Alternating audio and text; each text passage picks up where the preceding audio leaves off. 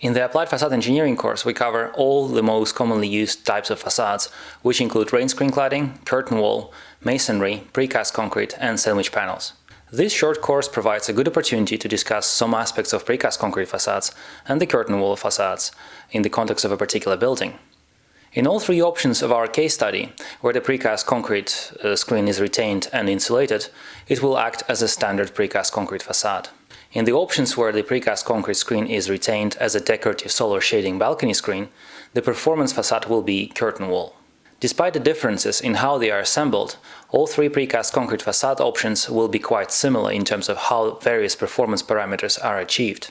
Let's evaluate the facade components of the precast concrete assembly individually and discuss how they contribute to the performance of the entire assembly. Precast concrete acts as an external finish. However, it also acts as the main barrier against external sound, water, and air. It is a sealed facade, meaning that all the joints between the precast concrete and the windows are sealed with window tape.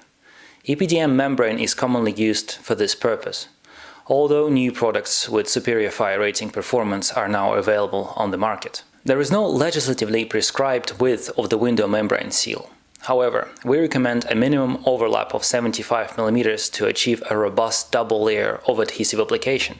Some facade engineers advocate for a minimum overlap of 100 mm. In cases where the precast concrete is retained in its current shape, the joints between the existing panels are stacked one on top of another and sealed with concrete grout. Coupled with window membranes, this method ensures that the facade is water and air sealed.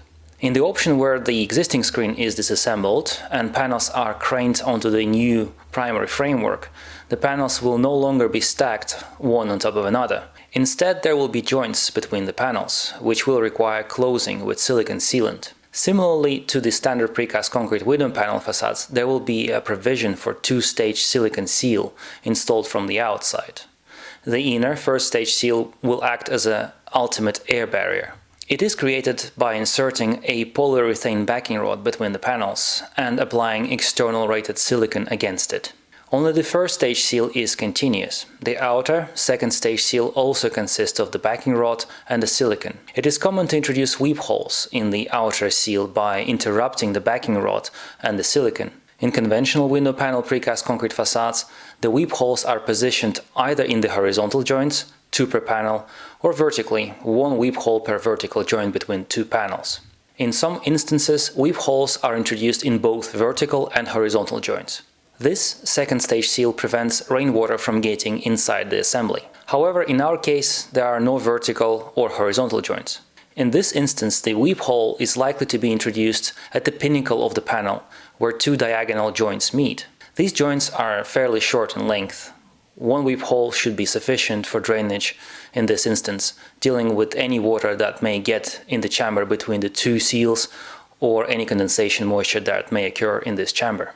The concrete's contribution to the thermal performance of the facade is negligible. Therefore, a layer of insulation is required to achieve a meaningful U value. This insulation is attached to the back of the concrete screen.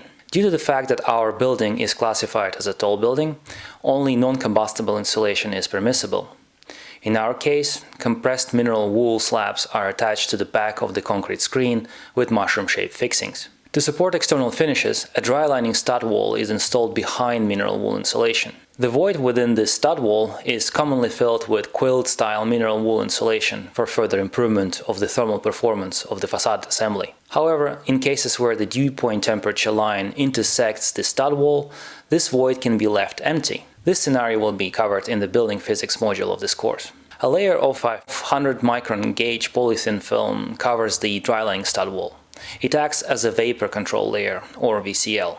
The reasons why it is required and its position within wall build-up assemblies are extensively covered in the building physics module of the Applied Facade Engineering course. Finally, a double layer of gypsum board is installed to the inside of external wall to support external finishes. Most commonly it is painted. When it comes to the option where mass timber acts as a primary framework with a balcony between the structure and the precast concrete screen, the performance facade is a curtain wall. In the Applied Facade Engineering course, we cover 2 types of curtain wall assemblies, namely unitized prefabricated facades and stick curtain walls. Because access for installation of the facade from the outside is inevitable, and due to the complexity of the balcony to mass timber slab interface, stick curtain wall is a more appropriate system to use. Just like precast concrete facade, a curtain wall is a sealed facade. It comprises of glass and aluminium composite panels held by horizontal and vertical aluminium profiles, which are attached with metal brackets to the cross-laminated timber slabs. The glass and composite panels are attached to the profiles with pressure plates, which are fixed back to the mullions and transoms of the curtain wall through thermal brakes, commonly fabricated from polyamide or polyester reinforced nylon. In this instance, the two-stage seal is achieved with rubber gaskets placed between pressure plates and the glass or a panel, and between glazing unit and the mullion and transom profiles. The gaskets between the profile and the glass acts as a continuous air seal, while the outer gasket prevents rainwater from penetrating.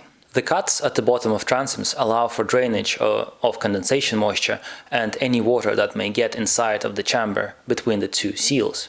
The void between the composite panel and the backing pan installed flush with the back of the profiles is commonly filled with insulation for better thermal performance. Similarly to the precast concrete facade, a dry-laying stud wall covered with double layer of gypsum board is commonly installed behind the back pan. Polyethylene membrane may not be required to act as a vapor control layer in this instance. We will revisit this topic in the building physics module to discuss conditions when the VCL membrane may be required, particularly when quilt mineral wool insulation is present within the dry lining stud wall.